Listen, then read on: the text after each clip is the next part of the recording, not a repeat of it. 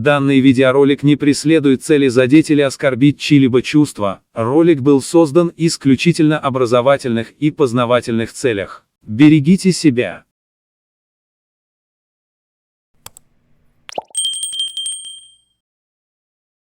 Всех приветствую, сегодня я хотел бы сделать видео, все 6 восстания ингушей против Российской империи, а вы как всегда не забудьте подписываться на мой канал, так как благодаря вам выходят новые видео. Ну что, начнем. Первое восстание будет Тагауров и ингушей в 1812 году было одним из значительных событий в истории Кавказа. В это время, в рамках русско-турецкой войны, тагауры и ингуши встали на путь восстания против русских властей. Они протестовали против установления русского господства на их территориях и вели активные боевые действия. В результате восстания были затронуты различные районы Кавказа, в том числе Дагестан и Ингушетия.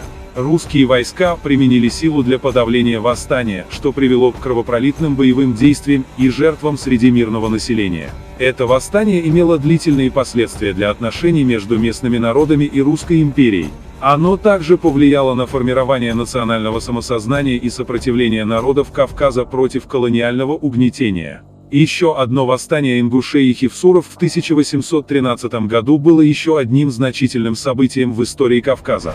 В это время эти народы также выступили против русских властей, протестуя против их политики и стремления к установлению контроля над их землями. Восстание протекало параллельно с другими вооруженными конфликтами на Кавказе, и русские войска столкнулись с сопротивлением со стороны местного населения.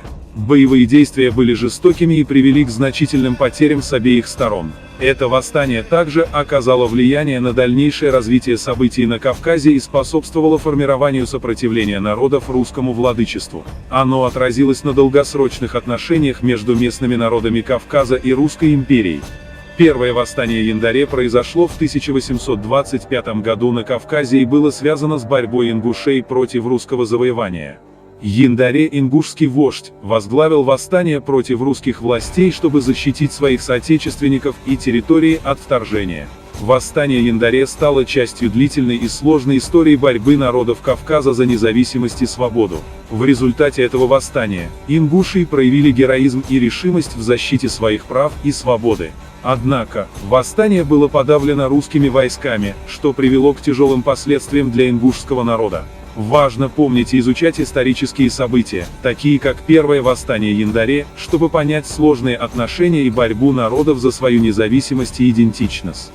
Восстание Галгая-Хамхия в 1832 году было значительным событием в истории ингушского народа. Галгай, также известный как Хамхия, возглавил восстание против русских властей в Ингушетии, стремясь к защите своего народа и территории от колониального угнетения. Это восстание было частью широкого движения сопротивления народов Кавказа против русской аннексии и вмешательства. Галгай смог объединить ингушей в борьбе за свои права и независимость, став символом национального сопротивления.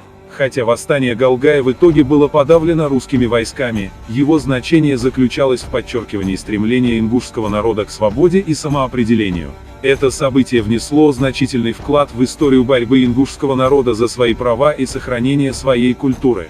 Второе восстание Яндаре произошло в 1833 году и было продолжением борьбы ингушей против русского вторжения на Кавказе. Яндаре, ингушский вождь, снова возглавил восстание против русских властей, продолжая борьбу за независимость и свободу своего народа. Восстание Яндаре второй раз показало героизм и настойчивость ингушей в защите своих территорий и прав. Однако, как и в первом случае, второе восстание Яндаре было подавлено русскими войсками, что привело к тяжелым последствиям для ингушского народа. Важно помнить и уважать память о героях и лидерах, таких как Яндаре, которые смело боролись за свою землю и свободу в сложные исторические периоды. Назрановское восстание 1858 года в Ингушетии было частью более широкого антиколониального движения против русского имперского правления на Кавказе. Ингуши активно участвовали в этом восстании, борясь за свою независимость и свободу от иностранного вмешательства. Ингуши, подобно другим народам Кавказа, сопротивлялись русскому завоеванию и колонизации своих земель. Они объединили усилия с другими народами региона, чтобы противостоять российским войскам и администрации. Ингуши выделялись своим патриотизмом, решимостью и готовностью бороться до конца за свою свободу. Несмотря на жестокие репрессии и кровопролитные бои, ингуши продолжали сопротивляться, демонстрируя единство и солидарность в борьбе против колониального господства. Назрановское восстание 1858 года оставило глубокий след в истории Ингушетии и сформировало национальное самосознание и борчество у ингушского народа. Как видим, ингуши проявляли героизм и решимость в своей борьбе за свободу и независимость, защищая свою культуру, традиции и землю от иностранного вмешательства. Их сопротивление важно для понимания истории Кавказа и служит примером силы духа и национального достоинства. Ингуши продолжают бороться за свои права и идентичность в современном мире, сохраняя свою культуру и традиции на протяжении многих поколений.